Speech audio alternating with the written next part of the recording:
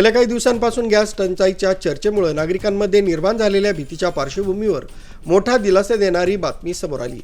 वसई विरार महानगरपालिका क्षेत्रात घरगुती गॅसची कोणतीही टंचाई नसल्याचं महापौर अजय पाटील यांनी महापालिकेत झालेल्या बैठकीत स्पष्ट केलं आहे। महापौरांच्या अध्यक्षतेखाली झालेल्या बैठकीत गॅस पुरवठ्याचा आढावा घेण्यात आला।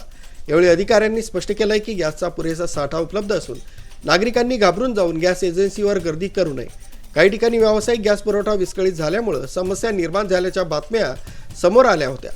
मात्र घरगुती वापरासाठी गॅस उपलब्ध आहे असं महापौर अजय पाटील यांनी सांगत अफवांवर विश्वास ठेवू नये असं आवाहन केलंय। एकूणच वसई विरारमध्ये गॅस टंचाई नसल्यानं नागरिकांना मोठा दिलासा मिळाला आहे। या बैठकीस महानगरपालिका आयुक्त मनोज कुमार सूर्यवंशी, उपमहापौर मार्शल डॉमिनिक लोपेस, स्थायी समितीचे अध्यक्ष आणि वरिष्ठ अधिकारी उपस्थित होते।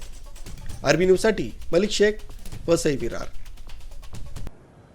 बघा, काही लोक पॅनिक झालेली, भीती निर्माण झालेली की आपल्याला गॅस सिलेंडर मिळणार नाही आणि त्यामुळे काही ठिकाणी रांगा लागायला लागलेल्या, रांगा लागत असताना त्याच्यामध्ये वादविवाद, भांडणं अशी सुरू झालेली। त्याच्यानंतर वसई तालुक्यात एक मोठी इंडस्ट्री आहे, खाकरा इंडस्ट्री, खाकरा बनवली जातात आणि या सगळ्या महिला आहेत, घरगुती असतात किंवा कमर्शियल त्या बनवत असतात आणि जवळपास 30,000च्या वरती अशा महिला आहेत का ज्यांना ह्याची झळ पोचू लागली, रोजगारावर झळ पोचू लागली आणि या खाकऱ्यावर अवलंबून असलेली जनता असं कात्रीत सापडलेली होती आणि त्यामुळे त्यांनी विनंती केली की आम्हाला ह्या अडचण आहे आणि हे संकट आलेलं आहे। त्यासाठी आम्ही थोडासा इनिशिएटिव्ह घेतला आणि सर्व अधिकारी, पोलीस असतील, रेव्हेन्यूचे असतील, सर्व प्रशासकीय अधिकारी यांची एक बैठक घेतली। त्यासाठी त्या इंडस्ट्रीचे लोक देखील बोलवले, हॉटेलवाले देखील बोलवले। त्याच्यानंतर गॅसचे जे एजन्सीवाले होते, हे सगळे कंपन्यांची माणसं देखील होती, ऑनलाईन हायर ऑथॉरिटी देखील होती, महाराष्ट्र सरकार, केंद्र सरकार हे देखील होते आणि त्यांच्याशी सगळे चर्चा केली की ह्याच्यातनं काय मार्ग काढावा। लोकांनी एक तर घाबरून जाऊ नये, घरगुती वापराचे गॅस सिलेंडर आहे, ह्याच्यामध्ये कुठेही तुटवडा नाही, तो पाहिजे तसा त्यांना मिळतो आहे। फक्त कमर्शियल आहे, त्याच्यामध्ये कसा कोटा वाढवता येईल आणि कोणाला प्रायोरिटीने देता येईल यासाठी यामध्ये गायडन्स घेण्यात आला, मार्गदर्शन झालं, सूचना करण्यात आल्या आणि त्याप्रमाणे अधिकाऱ्यांनी देखील, प्रांत अधिकारी देखील होते, त्यांनी देखील त्याच्यामध्ये योग्य प्रकारे सहकार्य करण्याचं सांगितलेलं आहे। आमचे कमिशनर साहेब होते, त्यांनी या विभागामध्ये वरच्या पोस्टला काम केलेलं आहे, त्यामुळे त्यांना अधिक माहिती होती। त्यामुळे हायर ऑथॉरिटीशी बोलून देखील या आपल्या विभागामध्ये कमर्शियल जे आहेत त्यांना कसा वापर जास्ती सिलेंडर मिळू शकतात, त्याच्यामध्ये कमर्शियलमध्ये वृद्धाश्रम आहेत, हॉस्पिटल आहेत, शाळा संस्था आहेत, कॉलेजेस आहेत, अशा ठिकाणी कुठेही गॅस सिलेंडर कमी पडू नये, कारण ते कमर्शियलमध्ये येतात।